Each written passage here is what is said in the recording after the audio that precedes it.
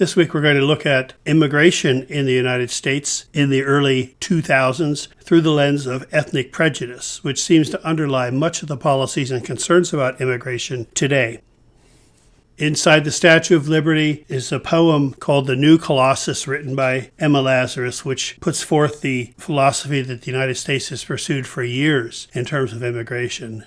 Not like the brazen giant of Greek fame with conquering limbs astride from land to land, here at our sea-washed sunset gates shall stand a mighty woman with a torch, whose flame is the imprisoned lightning, and her name Mother of Exiles. From her beacon hand glows worldwide welcome. Her mild eyes command the air-bridged harbor that twin cities frame.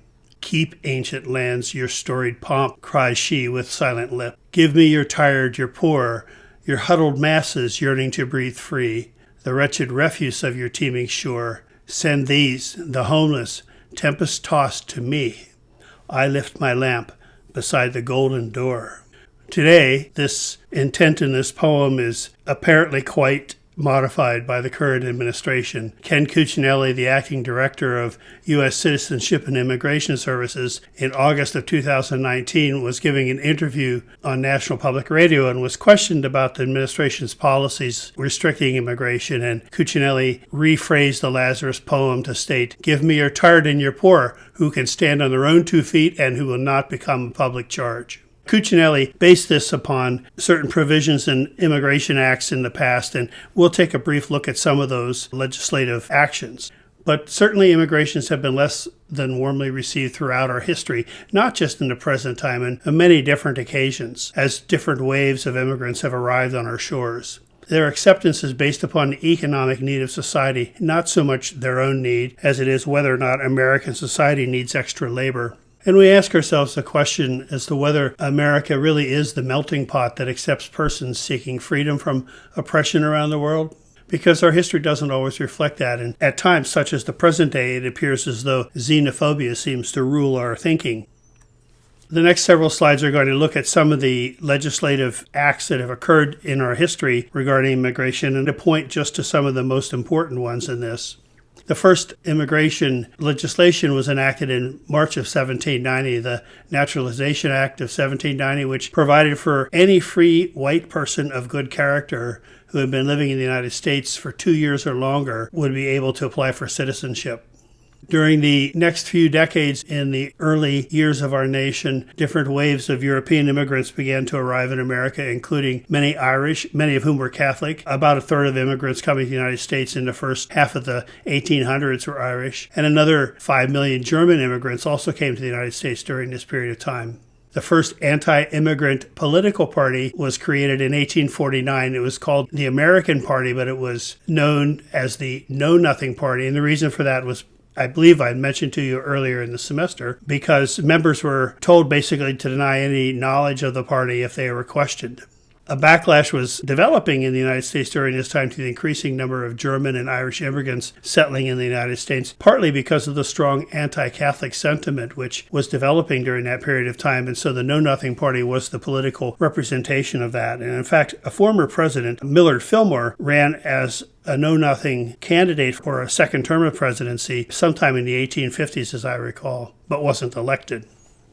In 1882, the Chinese became the focus of concerns about immigration, and the Exclusion Act was passed barring Chinese immigrants from entering the United States. During the gold rush days, they were very welcome to the United States, and they provided labor in the gold mines and in the garment factories and were needed as the Transcontinental Railroad was being constructed. But once that was completed, it was no longer felt that their labor was necessary. In fact, concerns began to develop that they were taking jobs that Americans wanted.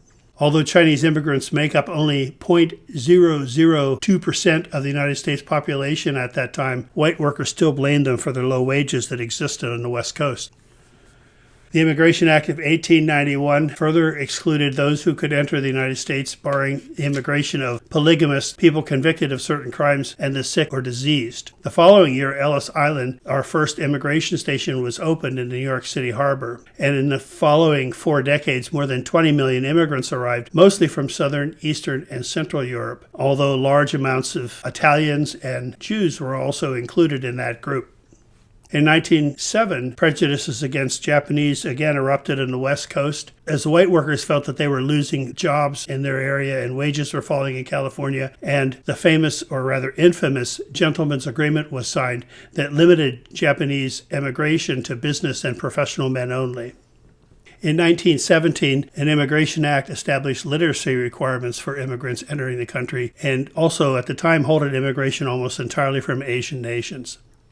The National Origins Act established nationality quotas in 1924 and restricted 2% of the total number of each nationality in the United States at the time of the 1890 census. This favored Northern European and Western European nations, and so immigration from other parts of Europe and from Asia were severely restricted as a result of this.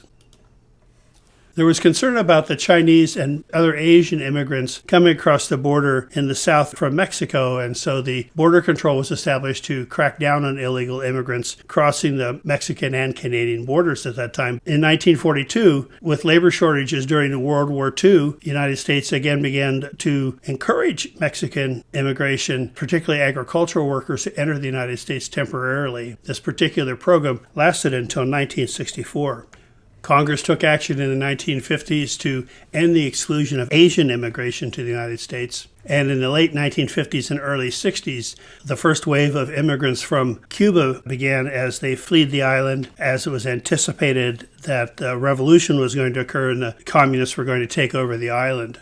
This was mostly professional and business owners at this time, but also about 14,000 unaccompanied children who came to the United States as a part of a secret anti-communist program called Operation Peter Pan.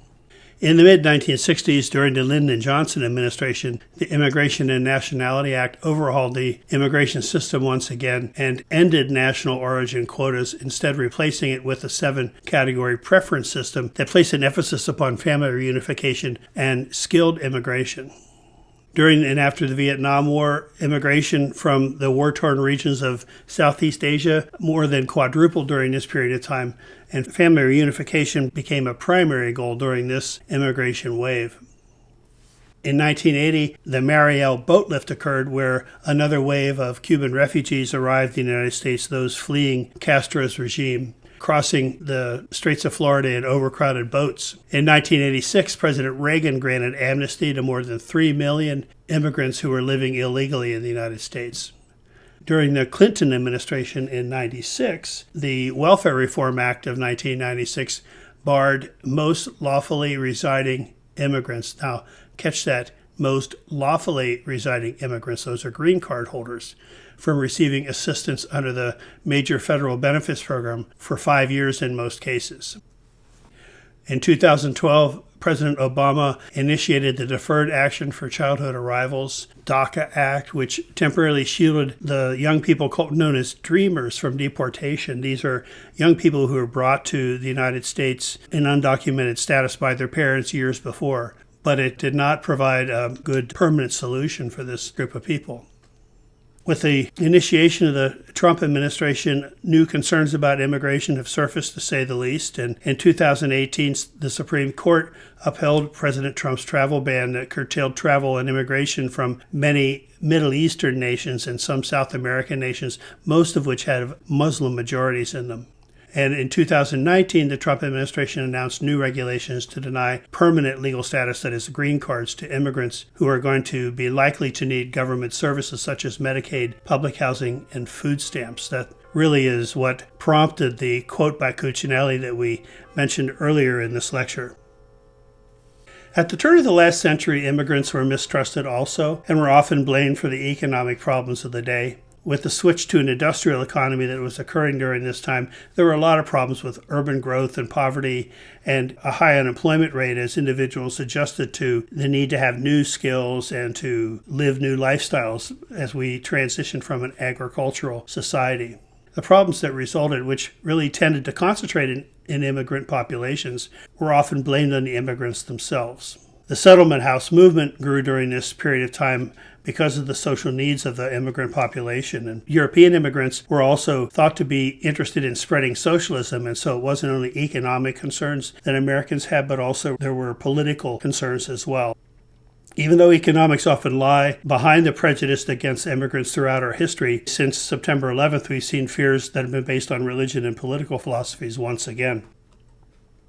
In the article, Is This a White Country or What?, the author Rubin notes that white working class persons are the ones who raise the question the most, as they're vulnerable to the economic contractions of society and see immigrants as competitors for jobs. It is the working class who tends to have the largest issue with immigration for that reason. These days, new immigrants to this nation tend to be of a different skin color, and so they're much more visible than the immigrants were 100 years ago or so, including many of the present-day Americans' own ancestors who arrived on these shores 100 years ago or so. So public discussion becomes cast in terms of race as much as immigration. The upper class is less apt to complain or feel threatened about immigration because, first of all, they don't have a lot of contact with immigrants, but when they do, the population serves to supply a cheap source of labor for their domestic help and for workers in their business. And this enables the upper class to keep wages lower, which, of course, only adds to the anxiety of the white working class in the process of doing so. Remember, the white working class is blaming the immigrant for this. This is saying it's really the upper class that's taking these steps. And the low-wage workforce helps to keep our economy competitive on a global basis, which is good for the upper class, but it decreases wages of working-class Americans in the process, and so sentiments about immigration are tied to the economy and how well it's doing as a result. There are some arguments put forth that immigrants have a higher degree of welfare participation, that it increases the longer that they stay in the United States. So immigrants are thought to be assimilating into the welfare system of the United States instead of the economy and our society. This is the result of the changes in immigration laws in the mid-60s during the Johnson administration, when family reunification became a primary reason for the acceptance of immigrants. Others will tell us that there's a consensus among social thinkers that the effects of immigration on employment prospect for citizens of America are modest and not a reason to restrict immigration, because immigration is concentrated in large population areas which are rapidly growing, and they're largely fitting into the new occupational slots that are created by this growth. Industries that might otherwise move offshore might be able to thrive locally because of immigrants, as some of those immigrants are willing to work longer hours and for lower wages than native-born Americans are. Immigrants fill jobs that native-born Americans are often reluctant to take, such as low-wage, back-breaking farm work, domestic work, and that type of thing. As we were suggesting in the last slide, employers prefer hiring illegals in some respects because they can be more easily exploited and are unlikely to file suit for unfair treatment or dangerous working conditions. They really are reluctant to speak up when they're put into bad situations in a work environment for fear of deportation. The Cato Institute published a study in 2018 which came up with some very interesting conclusions. Overall, immigrants are less likely to consume welfare benefits, and when they do, they generally consume a lower dollar value of benefits than native-born Americans. Immigrants who meet the eligibility thresholds of age for the entitlement programs or poverty for the mean-tested welfare programs generally have lower use rates and consume a lower dollar value relative to native-born Americans. The per capita cost of providing welfare to immigrants is substantially less than the per capita cost of providing welfare to native-born Americans. This is quite the opposite of what thinkers in the previous slide might have suggested. Contrary to what you'll hear oftentimes, and it's advanced even on websites that appear to be very legitimate, contrary to this belief, undocumented immigrants, including DACA holders, are not eligible to receive most federal benefits. This includes mean-tested benefits such as SNAP or food stamps, Medicaid, SSI, TANF, which is public assistance. Undocumented immigrants are not eligible for health care subsidies under the Affordable Care Act, and are prohibited from purchasing unsubsidized health coverage on the ACA exchanges. Undocumented immigrants may be eligible for a handful of benefits that are deemed necessary to protect life or guarantee safety in dire situations like emergency Medicaid, access to treatment in hospital emergency rooms, access to health care and nutrition programs under the Special Supplemental Nutrition Program for Women's, Infants, and Children, that's WIC. Now, some states do choose to implement state-funded social service programs for undocumented immigrants to make up for the shortages and the denial of the federal programs. This is, though, an important factor for you to keep in mind, because a lot of people think that undocumented, and you'll hear people saying that undocumented immigrants use a lot of federal benefits, and it's simply not true. Another question that's often posed is, why don't the Dreamers apply for U.S. citizenship? To apply for citizenship, you have to be able to be a legal permanent resident, that is, a green card holder for at least 5 years, and you had to have physically been present in the United States for the previous 30 months to the application. Getting the green card is the hardest part of the process, and it's one that keeps the vast majority of people really all over the world from becoming United States citizens legally. First, the person can be admitted as a refugee, and incidentally, refugees are eligible for some social services that undocumented immigrants are not eligible for, so it's just an aside there. But a person can be admitted as a refugee or apply for asylum from their own country. An eligible employer can sponsor a person, this is a work visa, or a legally admitted close family member can seek permission to bring someone in. That's a family-based visa, and this is the most common method. Something less than 26,000 people are legally allowed to immigrate from Mexico to the United States each year, but there are 1.3 million Mexicans on the wait list. Almost all the Dreamers do not have a close family member who is a U.S. citizen who has permanent legal status, so it's impossible for them to obtain a green card. Remember, they have to have a close family member seek permission to have them brought in. A lot of times those individuals their parents don't have green cards. Since Congress has failed to pass any solution to this issue, the Dreamers can't pursue any of the legal paths to citizenship unless they were to return to their country of birth for a period of 10 years before being able to apply through one of the 3 avenues mentioned above. Different immigrant cultures integrate into the American way of life through different kinds of methods, and here's 3 theories that are suggested. First, assimilation, where new arrivals become absorbed into the dominant culture. Those enslaved and transported here who moved here after the initial English settlement, or in the case of Native Americans, as it says here, who were here already but were forced to lose power and autonomy, they're forced to disregard their own cultural traditions and adopt the values and norms of the dominant Anglo culture. And this assumes, of course, that in order to survive here, assimilation is necessary.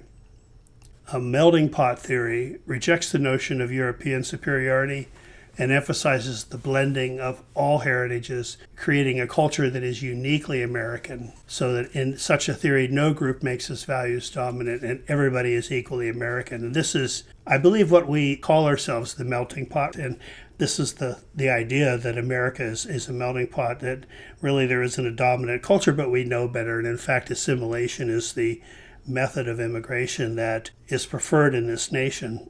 And then there's the multicultural theory, which has many sub-societies living together next to each other, combining their qualities, retaining some of their own customs and their own traditions, all accepted as valid, worthwhile, living together in equality with no dominant group. Many decry the devaluation of traditional American values in the process of integrating other cultural groups, that ethnic, racial, gender, and sexual preferences of other cultures distort American traditions. So there you can see the preference for assimilation rather than any of the other alternatives. The immigrant that you may encounter at work is adjusting to the challenge of living in an unfamiliar culture and loses a lot of what's familiar in the process. The degree of distance between his or her values and experiences and that of the host country is reflected in the sense of otherness and the oppression which results. Because they're not connected to the larger society, have poor familiarity with the system and its norms, and have limitations on their financial and social power, the outsider is often stigmatized and can be very easily exploited in the host country.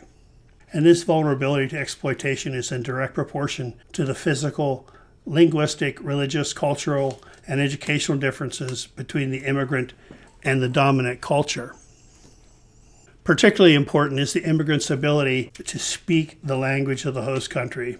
As has been mentioned in previous discussions, adult immigrants oftentimes are regressed to childhood because they don't understand the language, and at times they become dependent upon other people, sometimes their own children, in order to get along in society, and it becomes a very demoralizing and disempowering experience for them. So in working with the immigrant client, we must be sensitive to their vulnerability to all forms of oppression and the loss of their power. We should be open and respectful of the immigrant's sociocultural and spiritual background. We should not push the immigrant to adopt the new without integrating his or her own experiences and values, because otherwise we ask the client to deny his or her past self in order to conform, and that is oppression in its strongest form. We should never assume the client is ignorant or incompetent because they don't have mastery of the language or their skills aren't appreciated in the labor force here. We should not over-identify with our own culture. We should educate clients about their legal rights, about the services that are available to them, and about their social roles and what's acceptable conduct in the new culture. And when necessary and when possible, work with an interpreter, one that can ensure that the client understands what is being said and that you understand what the client is saying to you. The historian Erica Lee writes that beginning in 1882, the United States stopped being a nation of immigrants that welcomed foreigners without restrictions, borders, or gates. Instead, it became a new type of nation, a gatekeeping nation. The immigration restrictions announced by the Trump administration disproportionately penalizes immigrants from Mexico, Central America, Africa, and the Caribbean. Immigrants from Europe and Canada would be less affected. In fact, it's pretty clear that Trump has a preference for Northern European, parenthetically speaking, white immigrants. Cuccinelli, the acting director of Immigration Services that I've been mentioning in this discussion, later added, after he gave that first quote that I shared with you early in the talk, that in his opinion, Emma Lazarus' poem at the Statue of Liberty was really written to refer to people coming from Europe. An editor of the New Yorker magazine wrote in August of 2019, "The new regulation is part of a comprehensive effort by the Trump administration to restrict immigration, which includes steps to reduce refugee admissions, bar entry from certain Muslim-majority countries, deter asylum seekers, and apply greater scrutiny to all immigrant visa applications." Trump's diatribes have offered an unmistakably racist backdrop to these measures. He has railed against immigrants from shithole countries, characterized the influx of Latinos into the United States as an invasion, and suggested that 4 congresswomen of color should go back to the countries from which they came. This editor, Michael Lua, points out our history is marked with racist policies of nationality and immigration that focused previously on populations like the Irish and the Germans, the Catholics and the Chinese and the Japanese, and the Jews and Italians and Southern and Eastern Europeans. But this does not mention the treatment even of Africans during the era of slavery, or the fact that natives were here and were abused during the Western expansion of our culture. The shame that we feel today, at least many of us feel today, in regards to how this administration is handling immigration and persons of different cultures and ethnicities, isn't a lot different from other periods of times in our history. And it's important that we be aware of that this is actually a part of American culture. We have to ask ourselves whether we want it to be this way. And we have to ask ourselves how we want history to judge the times that we live in. Thank you.